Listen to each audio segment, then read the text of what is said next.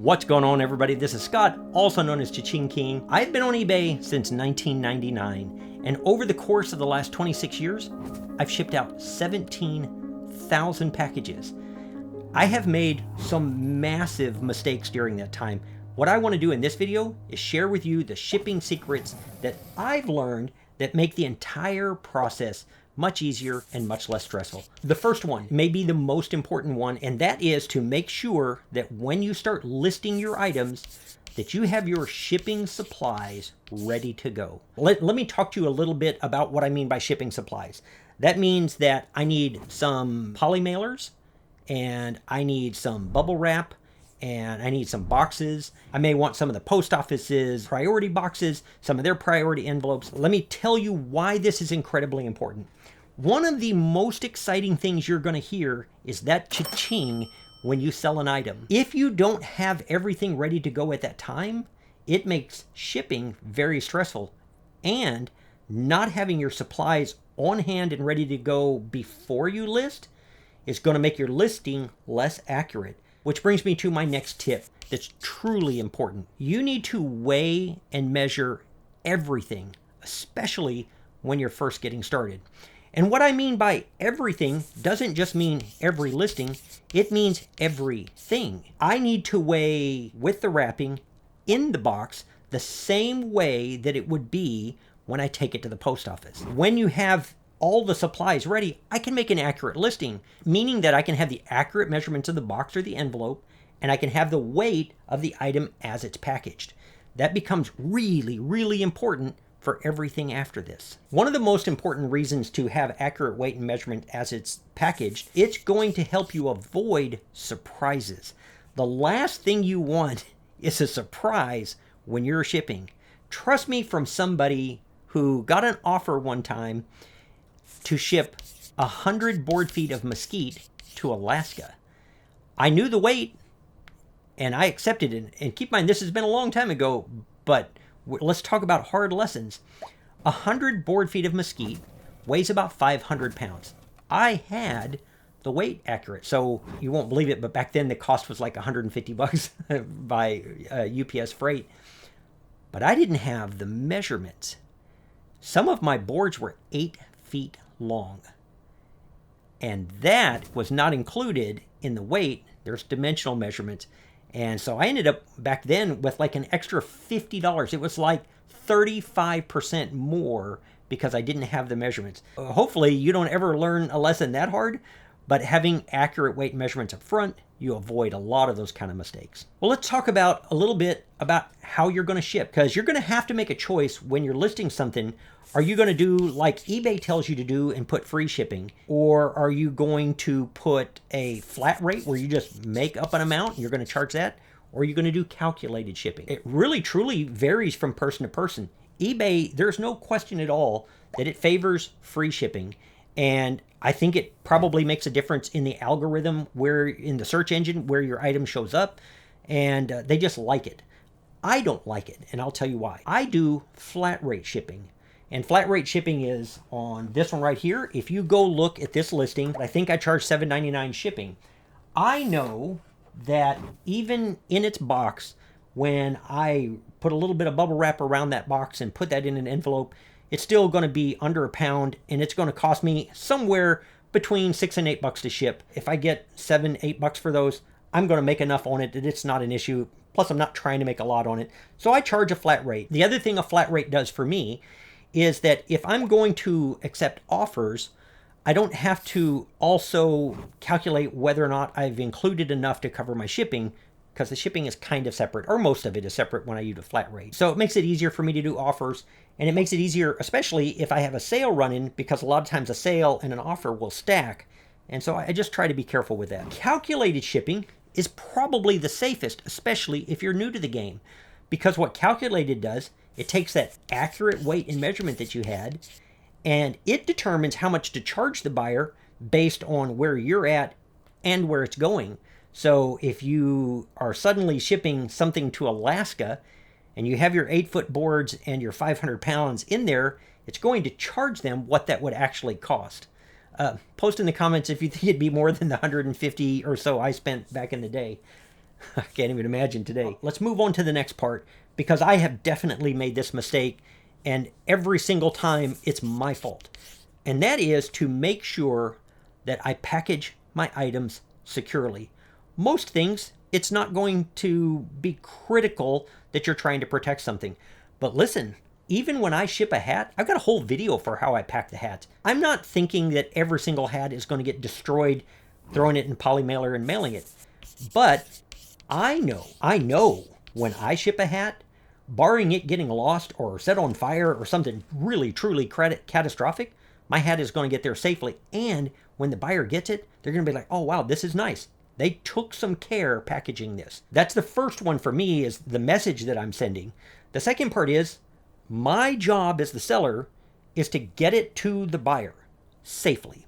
And that includes the time that it is traveling. So anything that happens in between me and them is my responsibility. I want it to get there safely and securely, so packaging it properly is really, truly important. When we ship, there's a couple of things that are really, really important. And because you've got some options here, we can ship directly through eBay. You can also use something like Pirate Ship because sometimes it's cheaper. Sometimes I've shipped through PayPal. They use ShipStation. There are different options for shipping. What isn't optional is that I have a tracking number that is valid to that item. Super critical. If you buy your label through eBay, the tracking number is automatic. You don't have to do anything else. It automatically gets uploaded. If I buy my label elsewhere, I either need to have my eBay account linked to that, like linked to Pirate Ship, or I have to copy that tracking number and add it to my eBay order, which is fine. You can absolutely do that, and I have done that many, many times. The second step with tracking numbers is to make sure that my tracking number gets to the post office or UPS or FedEx when I said I was going to get it there. If I said I had 2-day shipping, creating a tracking number the first day and not shipping by the second day when I said I would is a huge red flag for not just the customer, but for eBay too. And eBay tracks that as a metric. They track the health of your account by did you upload tracking and get it scanned on time. So whatever your policy is, whether it's 1 day, 2 days, 3 days, however long you set that for, you make sure that you get that item scanned in that amount of time. I think that's really, really important, and it puts your buyer at ease. You keep this relationship with the buyer as healthy and positive as possible by doing exactly what you said you were going to do, and it truly protects you as a seller to have followed through with the policies as you've stated them. Super important. I hesitate to even mention avoiding a scam because the reality of it is, at 17,000 packages, it just doesn't happen very much. I've had a few. I'm going to tell you about a couple of the scams that are common to shipping and then give you some things to think about with them. The first one is the change of address scam.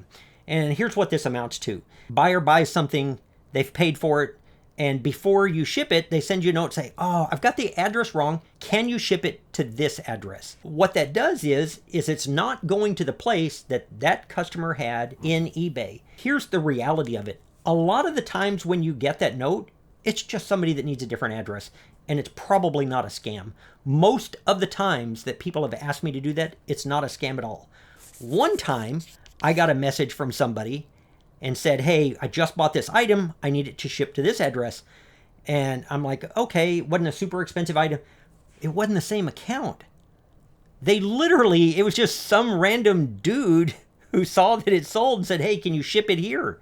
So that would have absolutely not been covered by eBay. eBay helps protect us on that too, because if the messaging system shows that message came from your buyer and the buyer asked you to ship to this other address and your tracking shows that it got there, there's still some coverage there. It's just a common one that you might eventually see.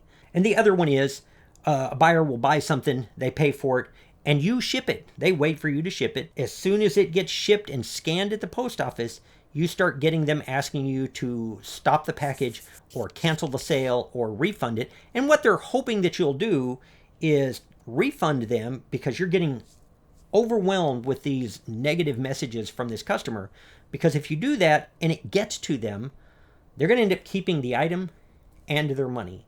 So really, truly, once it's en route, you just let them know, hey, when you get it, just send it back to me. My last video was about it, and one of the viewers commented that, dude, you spent too much time doing that. Like, and they're right. They're right. Like, you don't need to worry about this that much once you have solid feedback established. But I did, and I do. Just don't change anything until they get it, and then they can return it to you for a refund. The last big tip, and that is location, because this comes up often. It came up for me this morning, and let me tell you what I do and what I think about it. I sold a $200 basketball jersey this morning, and it's going to China, but I'm shipping it to a port forwarding company in Portland, Oregon. It is not uncommon that people are like, wow, I don't want to ship through a port forwarding company. They're going to go to Portland, then it's going to go to China if they want to return. Look, I've sent a ton of items through port forwarding companies. I've shipped to Portland, Oregon a bunch. I've never had a problem with it. Generally, those people who, because the guy in China is paying that port forwarding company for their leg of the journey, and for the most part, they don't want to ruin that relationship in case they buy stuff in the future. It doesn't help them a whole lot to have massive problems with the shipping process. I ship it to Portland, and at that point, as far as eBay goes, I've delivered it. I am not responsible for the rest of the journey. If the buyer in China is unhappy with it, I would still have to take a return like I would for anybody else, but my return would come from Portland, Oregon. It's still his responsibility to get it back to them. And again, I've never had a problem with it. So I shipped a $200 jersey off this morning. My full expectation is that the guy in China is going to get it. He's going to love it, and that'll be the end of it. Let's say the guy in China bought it, but he went through eBay. He's going to use the eBay International Shipping Program. And of all of the things that eBay has done since 1999, I think this is the best. This is awesome. I ship it to a place just outside of Chicago, so I don't have to include any extra money. That's a domestic shipping rate. If it was going to cost me $6 or $7, it's going to cost me $6 or $7. The buyer pays eBay for that second leg, just like the one who used the port forwarding company. Here's the biggest difference. I'm going to pay a little bit of a fee on the extra money that eBay is handling for this item, but in return, eBay handles all of the returns. All of the returns, they eat them. Meaning if this guy returns the jersey, I still keep my money. eBay pays him back, and then the jersey is eBay's, and that's a whole different story, but I'm not responsible for it. Like, it's truly incredible. So if you are allowed into the eBay International Shipping Program, I would do it. I can't see a downside from where I sit.